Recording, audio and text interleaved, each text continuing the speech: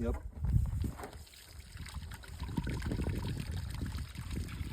I don't know if the 2 inch hose is going to shoot. 2 inch overflow is going to shoot that.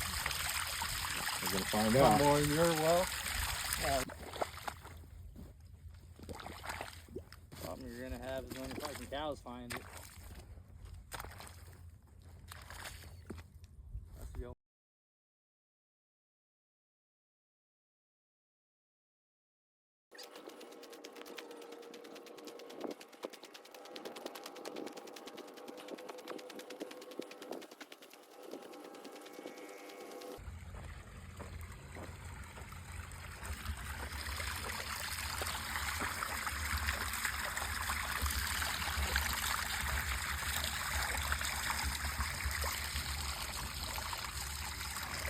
Not spring loaded or nothing, it's just a plastic thing with 4 little clips in it. So I grabbed it and I tried unscrewing it, and then I went like this and it came out, and I looked at it and I'm like, that'll work. But every time it starts up, it's gonna start pumping from, I mean, it's gotta pump up from 40.